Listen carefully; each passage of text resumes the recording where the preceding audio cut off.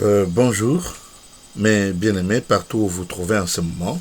J'ai pris la décision, poussée par le Saint-Esprit, d'instruire le peuple de Dieu de partout dans le monde entier.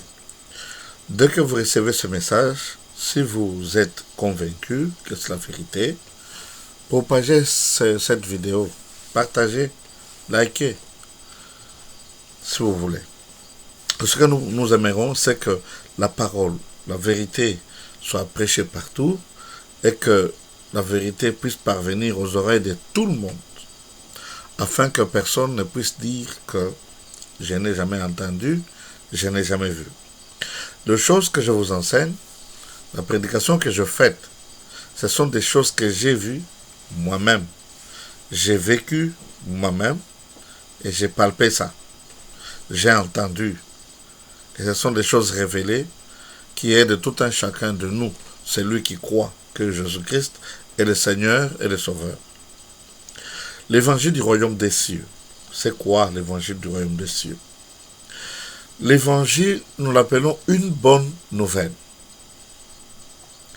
Une bonne nouvelle, c'est quelque chose qu'on vous apporte qui vous donne la joie et la liberté. C'est-à-dire, nous tous, nous sommes des pécheurs et nous sommes privés de la gloire de Dieu, le monde entier, de tout le temps jusqu'à la fin du monde. Personne ne peut dire qu'il n'est pas pécheur. Personne ne peut se sauver lui-même parce que nous sommes nés avec le péché de notre ancêtre commun, qui est Adam et Ève. Maintenant, Jésus-Christ, comme il est dit dans Hébreux, chapitre 10, comme je l'ai lu la fois passée en Swahili, c'est que Christ, en entrant sur la terre, il a dit: ô Dieu, tu n'as pas voulu le sang des taureaux, ni des holocaustes. Tu as aboli. C'est pas les choses palpables, les choses matérielles qui peuvent sauver les humains. C'est-à-dire que tu n'as pas voulu le sang des taureaux et les sacrifices qu'on donne pour les péchés, mais tu m'as fait un corps afin que je vienne, ô Dieu, faire ta volonté. C'est-à-dire la volonté de Dieu, c'est qu'il doit y avoir quelqu'un qui paye le prix pour notre salut. C'est-à-dire une seule personne avait péché et nous tous, nous sommes touchés par ce péché. Parce que nous avons le même gène à nous. C'est pourquoi je vous ai dit que notre sujet, c'est Jésus-Christ n'est pas un homme blanc. Suivez-moi très bien. Il y a des difficultés et des problèmes parmi nous les humains à cause de la compréhension des mots utilisés. C'est-à-dire qu'il faut mieux comprendre les mots utilisés dans les Écritures saintes.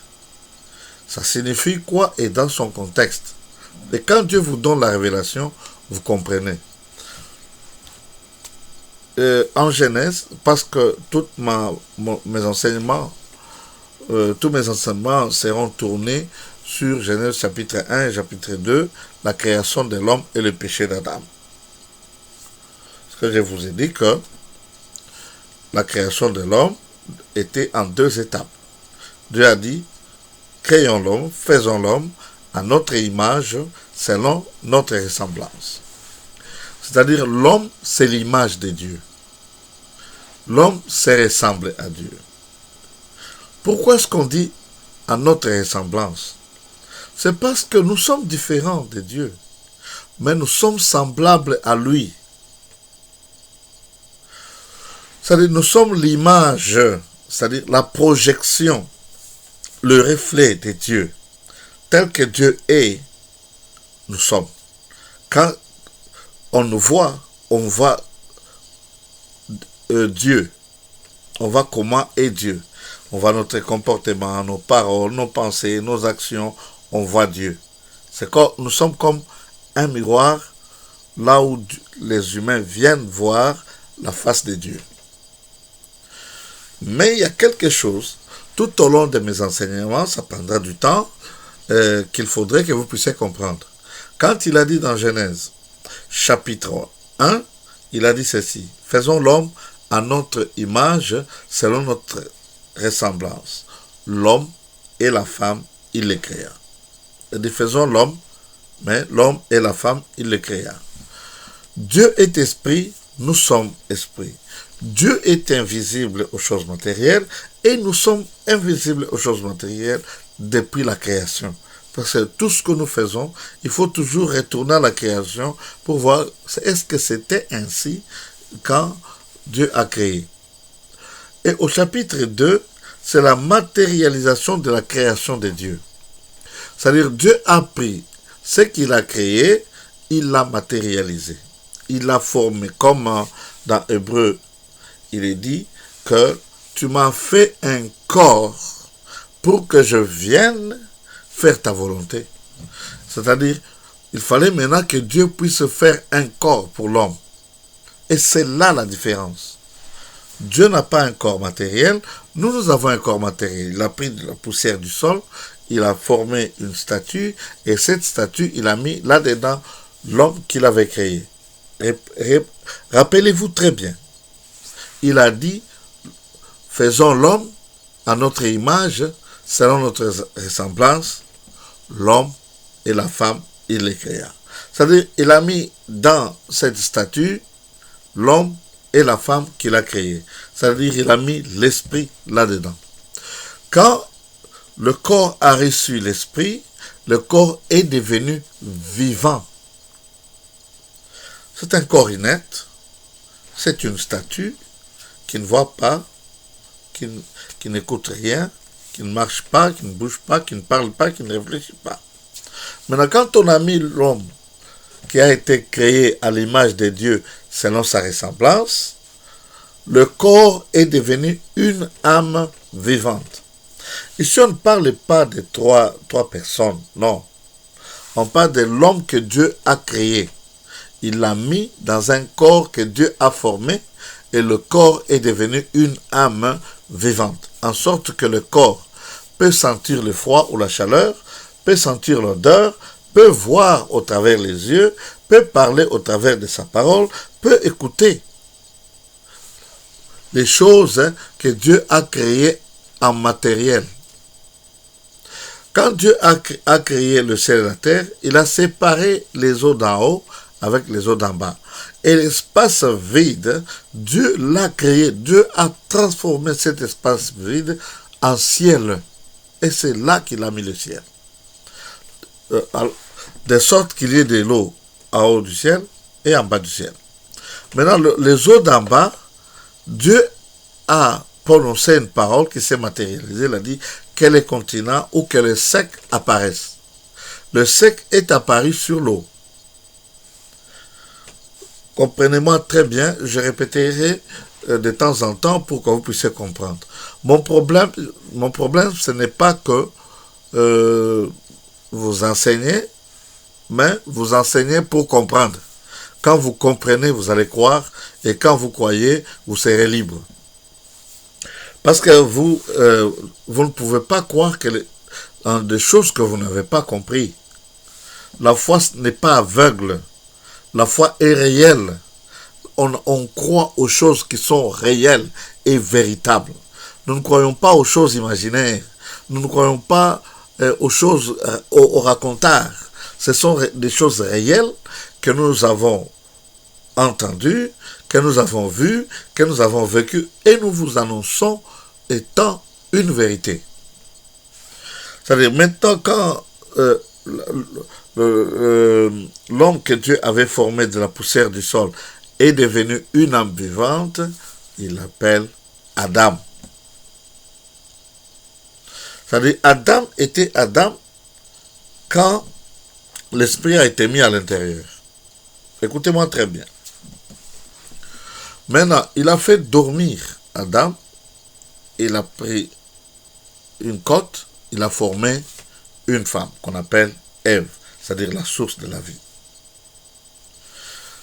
Ève signifie la source de la vie parce que c'est la femme qui met au monde. Depuis toujours, jusqu'à maintenant, et même à la fin, c'est la femme qui donne la vie. Maintenant, la femme donne la vie, c'est pourquoi on l'appelle Ève, mais l'homme, c'est Adam. Adam signifie la terre brune. Ce n'est pas une terre blanche, ce n'est pas une terre noire, mais la terre brune. Vous savez que ce qu'on appelle brun, ça peut être foncé, ou clair. Ce qui est clair, on appelle bronzé. C'est ça le problème. Je reviendrai et vous comprendrez. Mon sujet, c'est Jésus n'était pas un homme blanc. Alors, quand on a formé l'homme de la poussière du sol, on l'appelait Adam, c'est-à-dire la terre brune.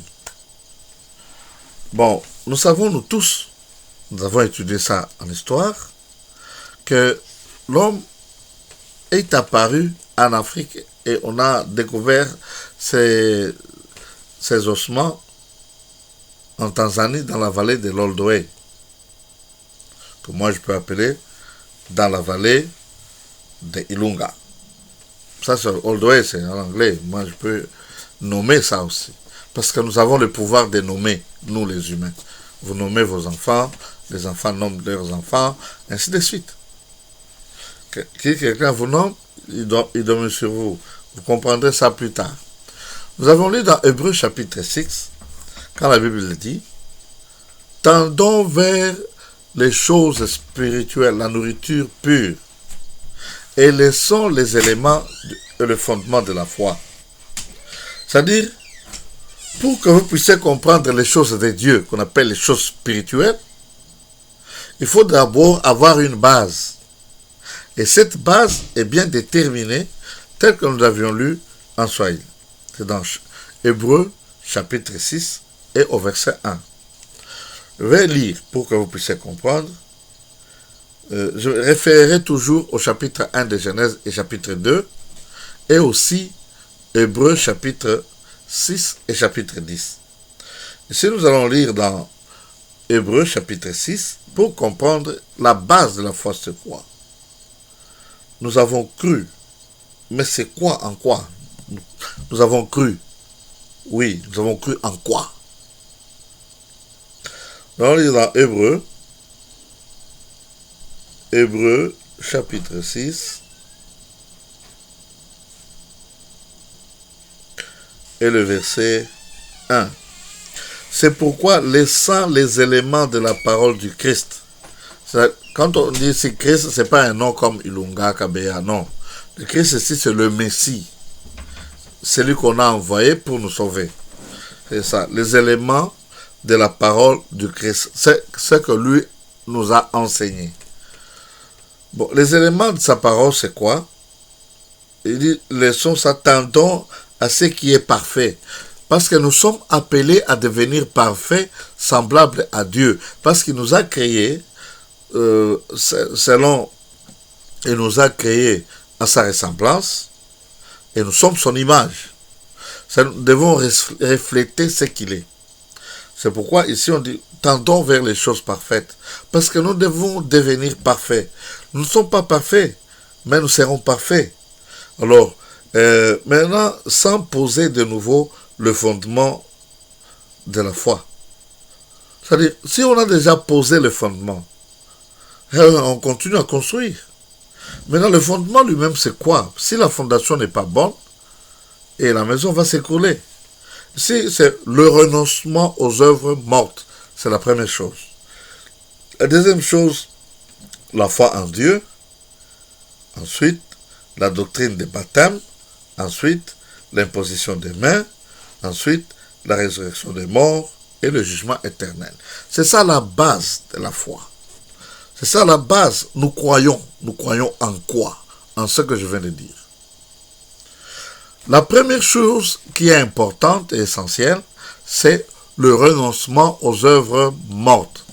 Celui qui ne renonce pas aux œuvres mortes, qui ne se sépare pas des œuvres mortes, il n'a pas la fondation du Christ en lui. Parce que le Christ, c'est sur quoi la maison de Dieu est bâtie. ce que Jésus et Oshia Amashia avaient dit à Simon-Pierre, ce n'est pas la chair et le sang qui t'ont révélé ces choses. C'est l'Esprit de l'Éternel qui est en haut, qui t'a révélé ces choses. Et sur cette pierre, je bâtirai mon église. C'est sur cette révélation que ce sont des choses spirituelles. C'est sur cette révélation que Dieu bâtit son église. Nous sommes les membres du corps de Christ. Le corps de Christ, c'est l'église de Dieu. Et l'église de Dieu est bâtie sur le fondement. Et chaque celui qui croit en Jésus-Christ doit renoncer aux œuvres mortes. Et vous-même, vous connaissez les œuvres mortes. Quand quelqu'un croit à ce que le Christ a fait sur la croix, ça veut dire qu'il s'est débarrassé des choses de ce monde. Il est devenu une nouvelle créature. Cela veut dire qu'il est né de nouveau. Il est maintenant né spirituellement. Il est dans la chair, mais il vit dans l'esprit. C'est pourquoi il doit tendre vers la perfection. Maintenant, quand vous avez cru au Seigneur Jésus, parce que nous tous nous sommes perdus à cause de nos péchés, mais grâce soit rendue à Dieu qui nous a créés, parce qu'il a pourvu, il a donné une solution à notre perdition pour que nous puissions revenir à lui et vivre avec lui éternellement. C'est-à-dire, quand quelqu'un reconnaît que ce qu'il fait est péché, contrairement à ce qui s'était passé dans le jardin d'Éden, on demande à Adam qui t'a appris que tu étais nu. Au lieu de répondre à la question, lui il a dit c'est la femme. C'est que nous les humains nous sommes comme ça. Pour reconnaître le péché, pour reconnaître ses fautes, c'est difficile. On jette aux autres la cause. Non, je suis fâché parce que tel a fait ça. J'ai fait ça parce que l'autre m'a provoqué. Ouais, c'est toujours comme ça. Et c'est difficile que quelqu'un puisse dire que, voilà, oui, j'ai volé, en tout cas, mais pardonnez-moi, ce que j'ai volé, voilà l'argent. Être reconnaissant, être correct, renoncer aux choses de ce monde. C'est-à-dire que, quand quelqu'un reconnaît qu'il est pécheur et qu'il vit dans le péché, il est né dans le péché, il grandit dans le péché. Parce que tout ce que nous faisons, nous le faisons par orgueil pour que les gens nous voient. Je te donne un exemple. Quand tu portes de beaux habits, tu veux aller là où se trouvent tes amis ou d'autres personnes pour qu'ils te voient. C'est-à-dire que tu ne portes pas pour lutter contre les intempéries, mais tu portes pour que les autres te voient et te glorifient. C'est là que nous sommes dans le péché tous les jours.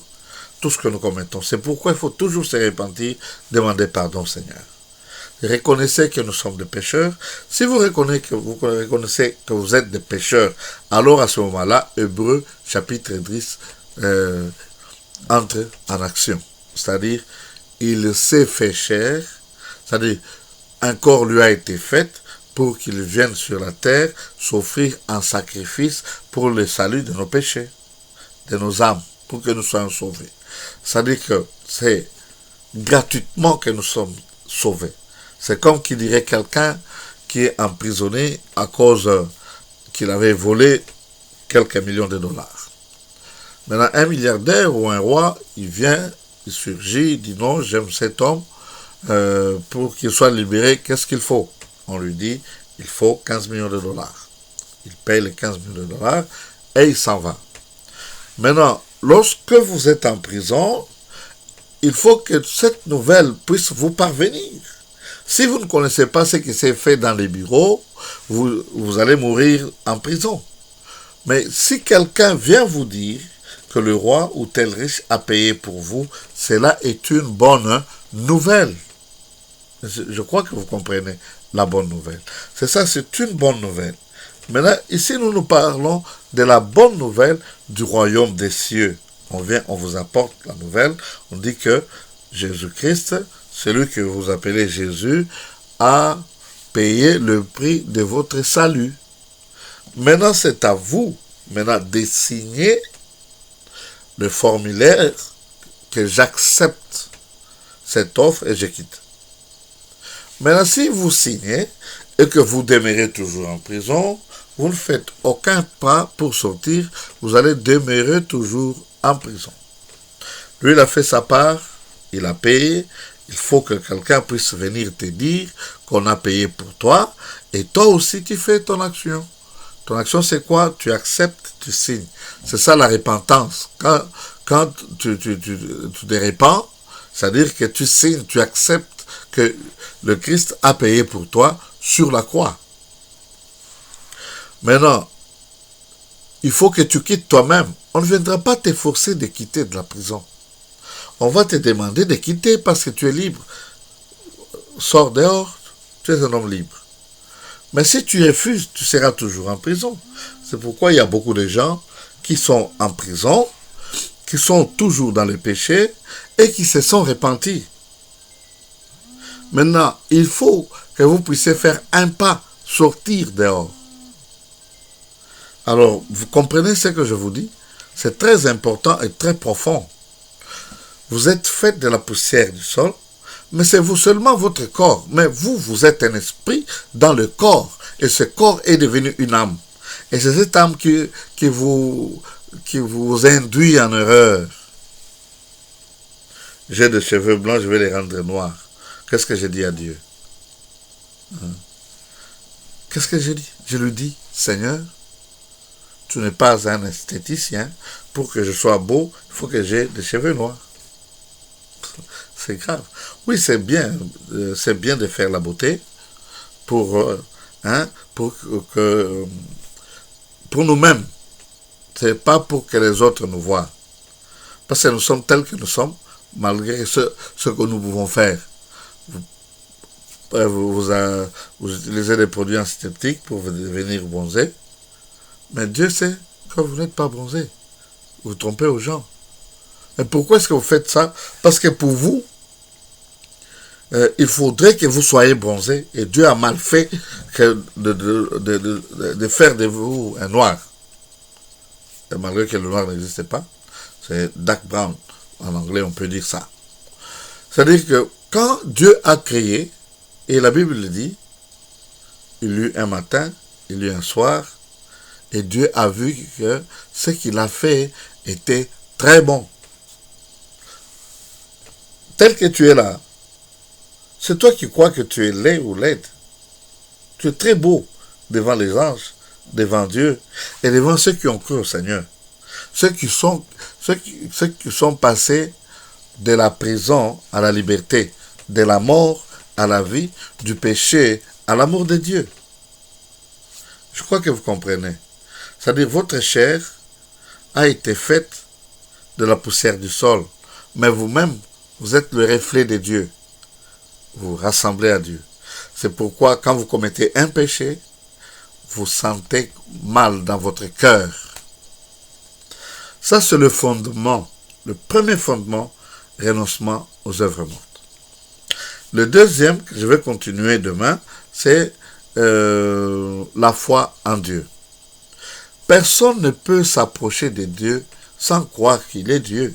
Il faut que vous puissiez accepter. Croire, c'est quoi? Beaucoup de gens me posent ces questions. Et la foi, c'est quoi? Nous essayons d'avoir la foi, mais rien. C'est-à-dire, avoir la foi, c'est croire que ce que vous pensez est vrai. Vous lisez les Écritures, on vous enseigne les Écritures, vous acceptez que c'est vrai, comme on accepte le jour et la nuit. Si on vous dit « demain je viens », vous acceptez sans discuter. Ah, est-ce que demain viendra? Vous savez que demain sera là. Quand bien même, vous savez qu'un jour, le demain ne sera jamais là. Si la fin est aujourd'hui, demain ne sera pas là. Nous allons vivre de l'autre côté. C'est que les païens disent la vie de l'au-delà, ce que nous disons la vie éternelle. Nous irons au paradis. Que Dieu vous bénisse. Merci et à la prochaine.